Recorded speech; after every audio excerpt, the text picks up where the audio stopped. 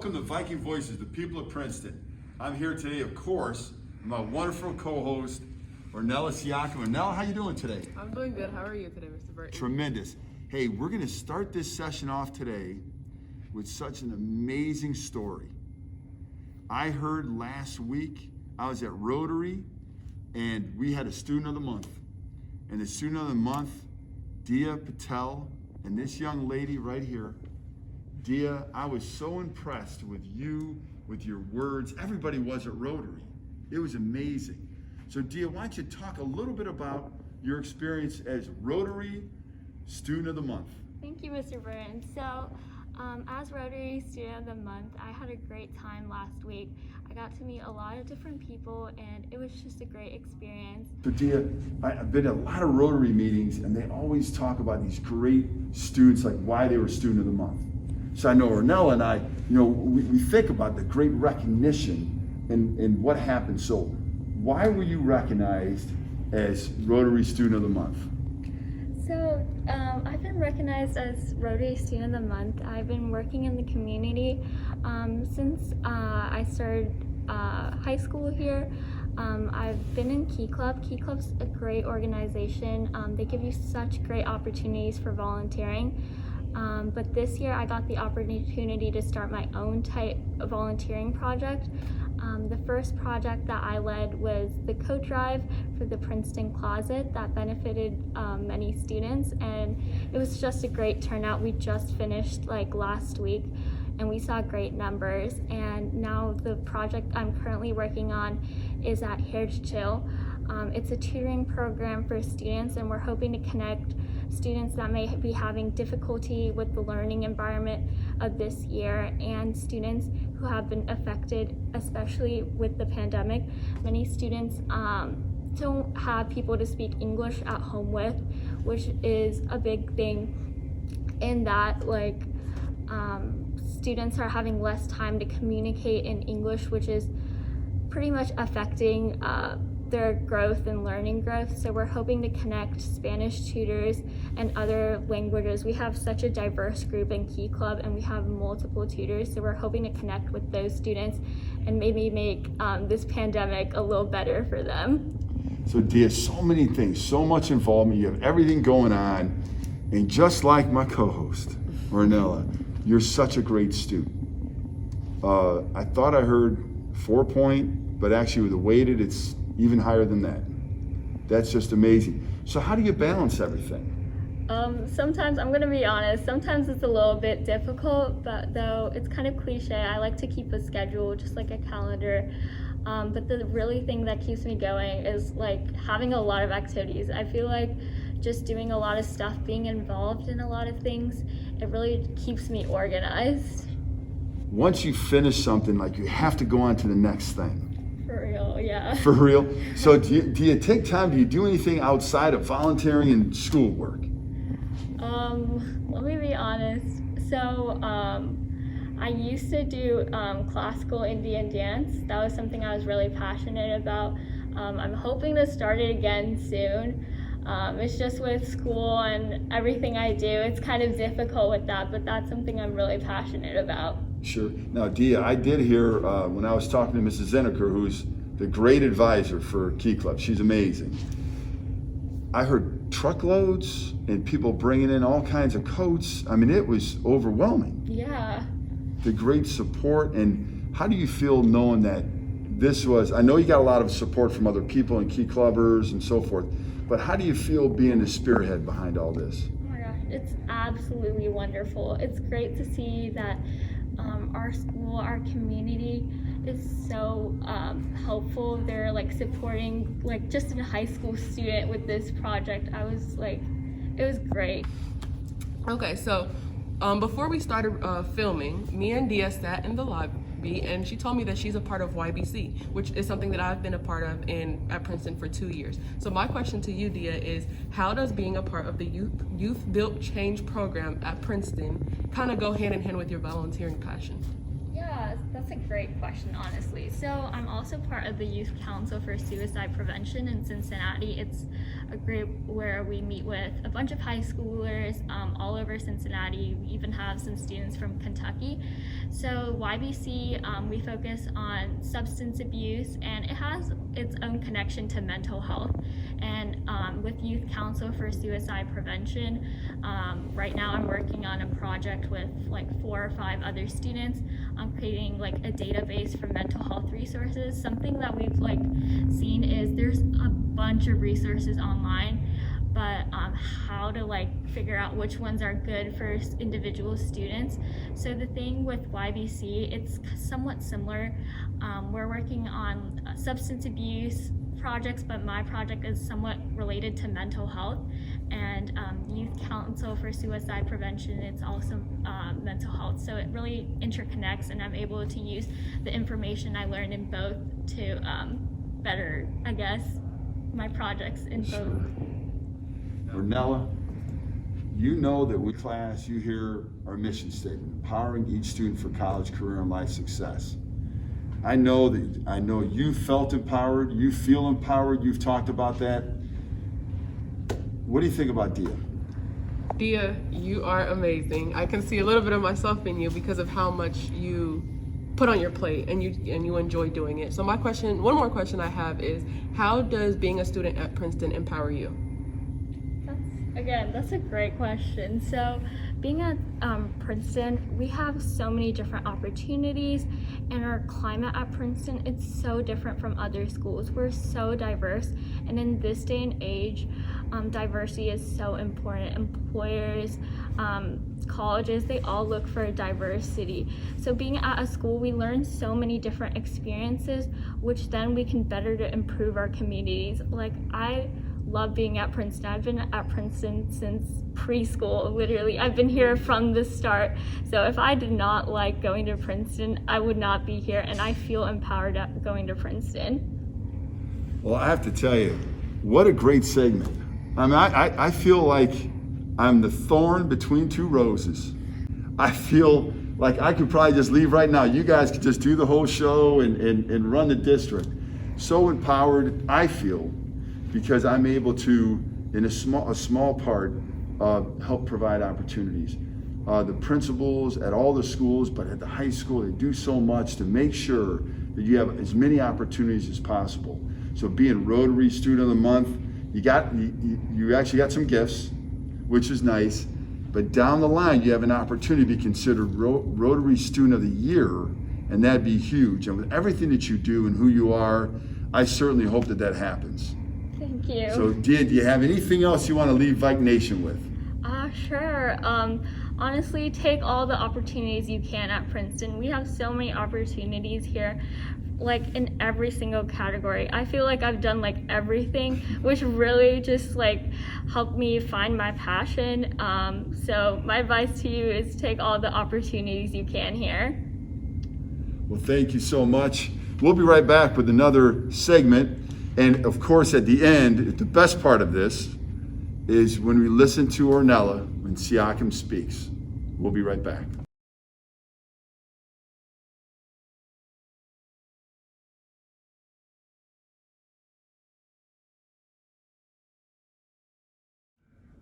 Well, today I'm here with legendary Princeton graduate Jordan Sibert. Jordan, thanks a lot for joining us. Thank you for having me. So Jordan's up there, the first player, 1,000 career points, and whether it's 1,200 or 1,300, I know this, Jordan, you would have loved to have had this facility. Absolutely, loved it. Oh man, it would have been amazing just to play in front of like Nation, have everybody come out. It would have been amazing. So Jordan, story career, not only here but also college, and last couple of years, super exciting. Yeah. It's been actually exciting since you graduated, but why don't you talk a little bit about what's going on right now, it's exciting news, and perhaps maybe back up a little bit all the way to those playing days in college. Okay, so as of right now, currently I'm going to play for Team USA. It's a tremendous honor to be a part of any national team to represent the country. So very excited, blessed for that opportunity. Then to go back, I started out at Ohio State.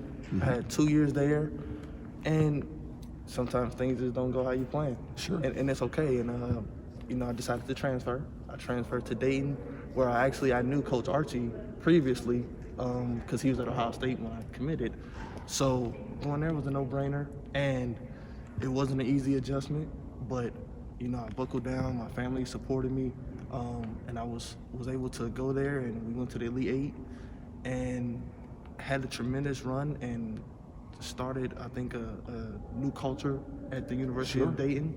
So for me, it's been an up and down ride, but for my previous professional year, I played in the G League for a little bit, and then I got called up to the Atlanta Hawks, and I was able to play there and get my first game and kind of be mentored by Vince Carter, somebody who, as a child, I had his poster. He posterized a few people. A lot of people. So, to be able to kind of be taken under his wing and to communicate with him on a daily, and to see young stars play with Trae Young and see Cam Reddish and all these new guys, it's been a tremendous run. And right now, after the Team USA, I'm just waiting to see what my next options are. Sure.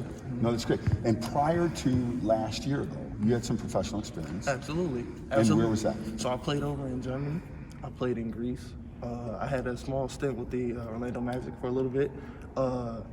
And my 2 years overseas were amazing.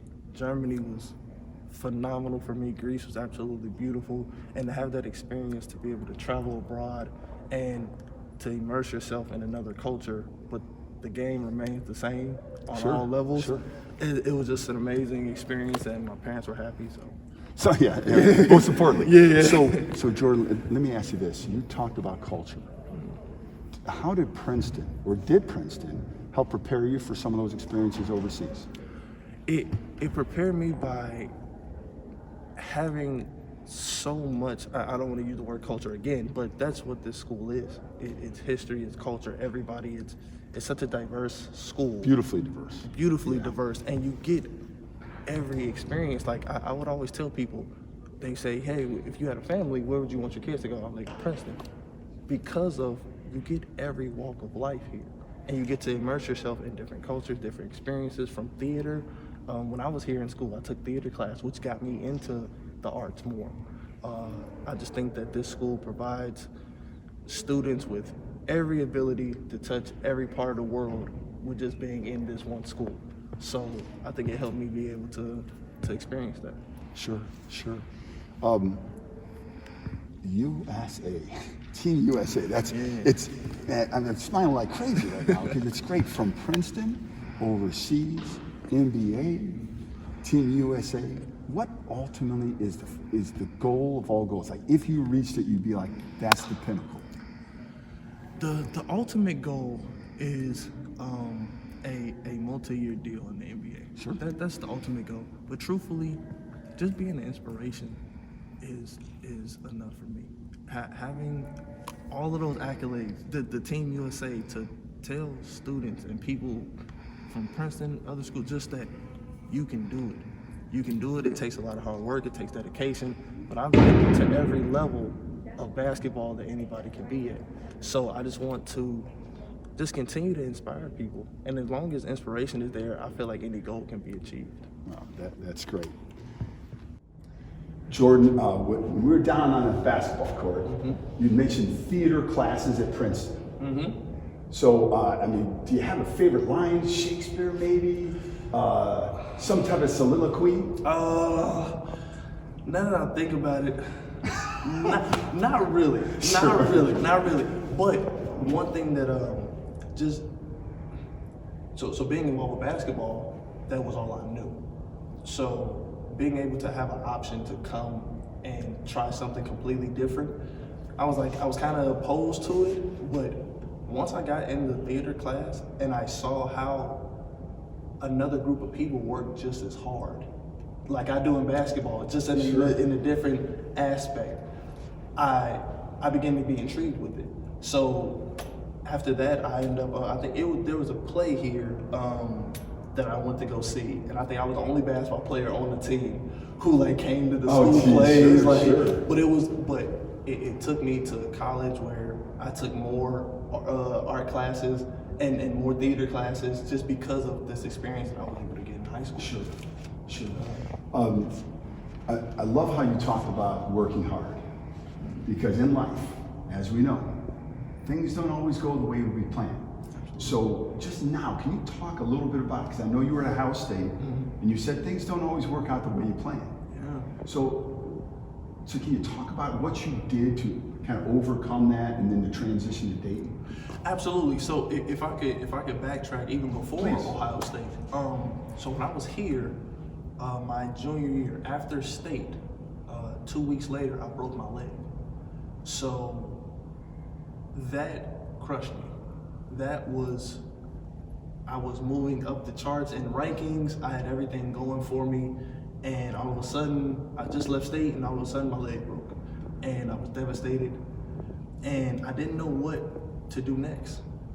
And luckily I was able to have the support of my family, because and my older brother, we got to work. We got in the gym.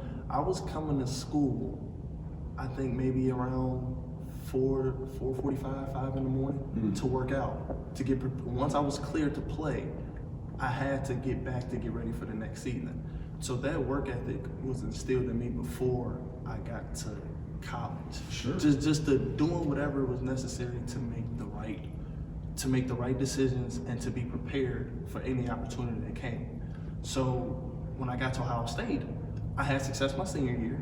I got to Ohio State, I said, okay, hey, I overcame. Everything's gonna be okay. My first year, barely played.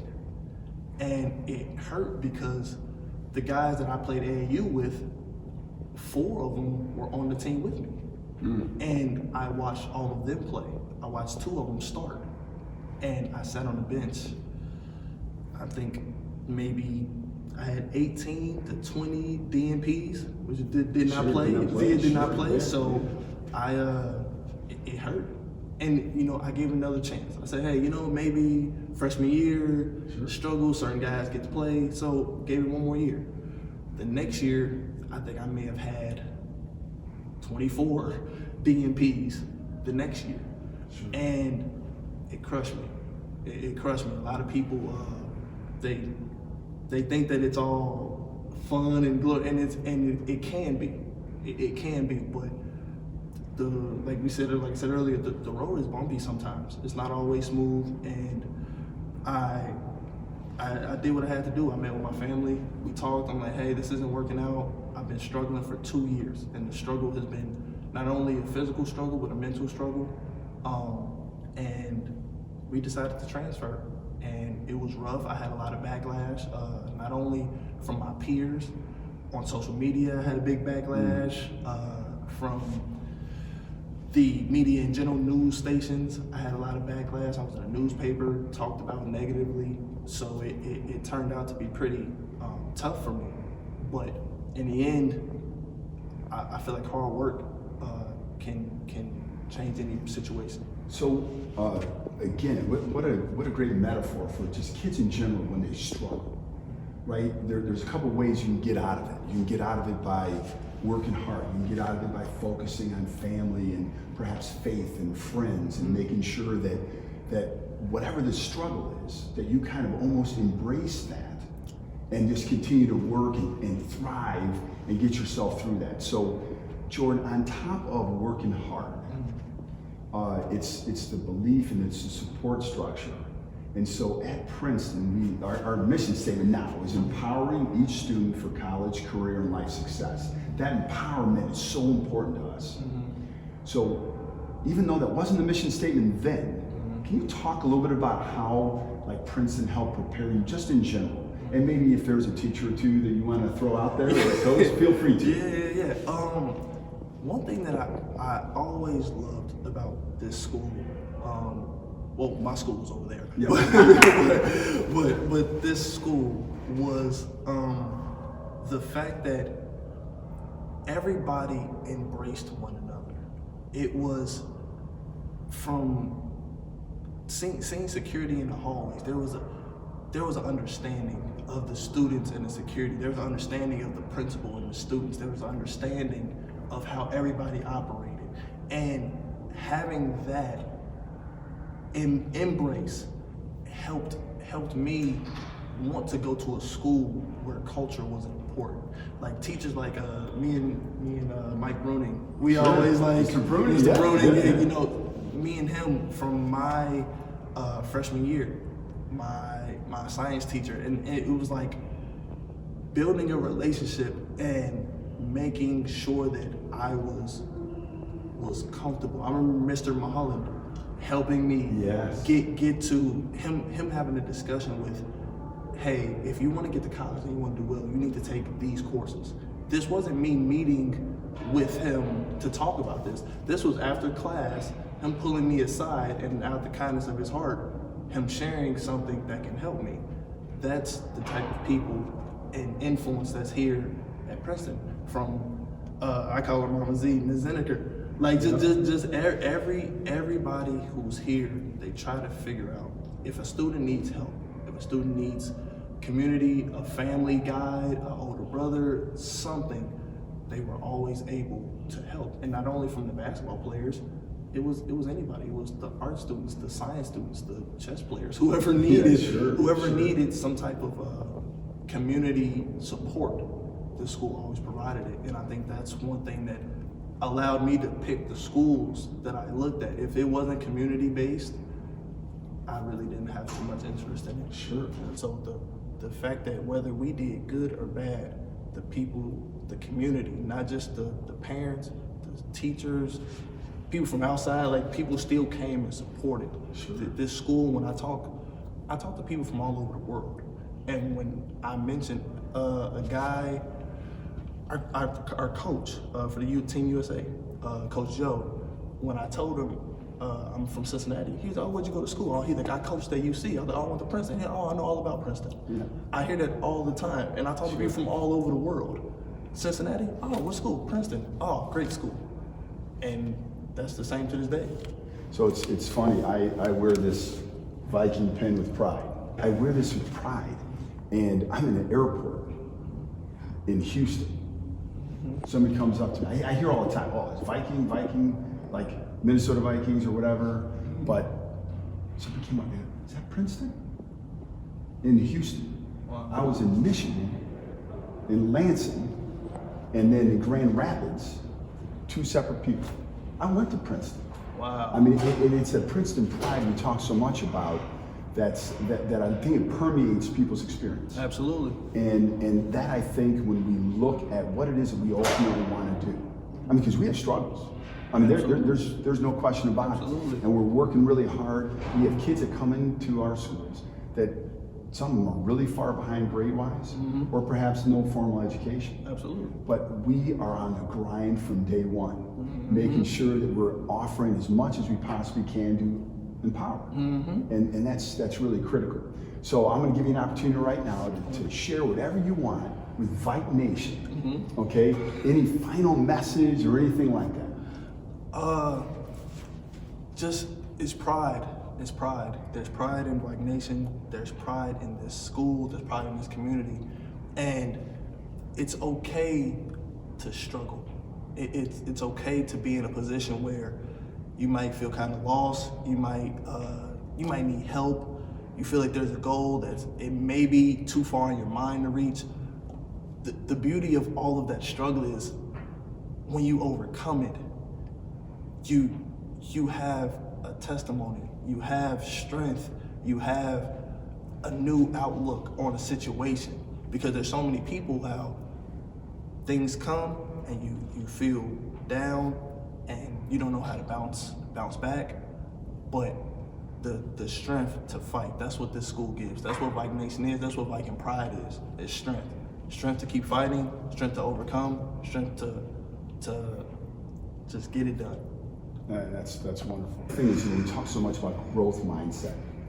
And so with all your experiences or whatever, even at the highest level, have you ever heard people say, I can't? I've heard a couple. Being around true professionals, true professionals don't say that. Right. And so that's what I'm saying. Like when we try to encourage kids to get to the highest of all levels, it's that growth mindset which separates like the good from the great. right? The growth mindset. And so we say when kids they get frustrated and they say, I can't, we follow it up with 3 simple letters that make up a word. Yet. I can't yet. And that, it seems so little, but it's so big, just philosophically and inspirationally and all that stuff. And Jordan, man, I can't thank you enough. Absolutely. I know we met very quickly the other day, and so it's great that you were able to join us here. I always say when we leave. And as always, go Vikes. Right? In the fall, he went and virtually attended Leadership Academy. And he had to do a whole bunch of stuff, right? Mm-hmm. Did you have to take a test? Yeah. Yeah, he took multiple tests and he passed it. And for completing Leadership Academy, he gets to wear the silver cord, okay? The silver agulette. These are called agulettes. And we have lots of different colors of the rainbow. So he gets to wear this on his uniform. And it'll get attached by this anchor right here, okay? He'll wear it right over here like this.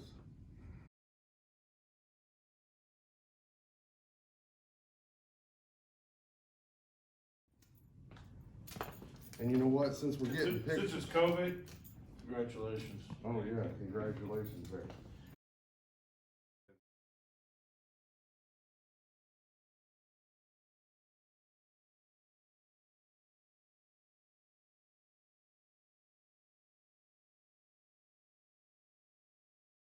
Stand at attention.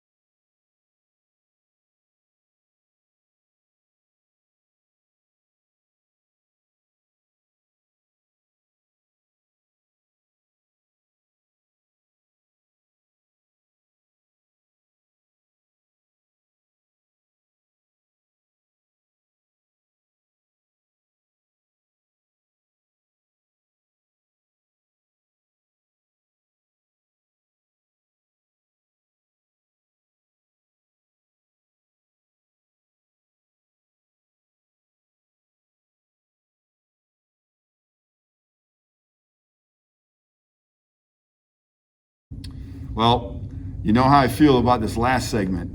It's one of my favorites for sure. Siakam Speaks. Ornella? Hi, my name is Ornella Siakam, and here we are with Siakam Speaks. It's crazy to think we're here to witness how COVID has stricken and changed so much. It's crazy to think that we're here to witness a global pandemic that's changed things as such. Our schools, our jobs, our normal lives, our norms are no longer normal. It's crazy, right? And COVID has affected people in many different ways in some aspects of life that I can't even say. But the important thing is the support that we give, because we don't even fully comprehend what this is. So next time you see someone that you don't know, give them a smile, a wave, and hello. It's crazy to think what your warm greeting can do, the things it will change, and the lengths it will go. COVID-19 was never planned, but we can get through it. Just remember to give each other a helping hand. Thank you.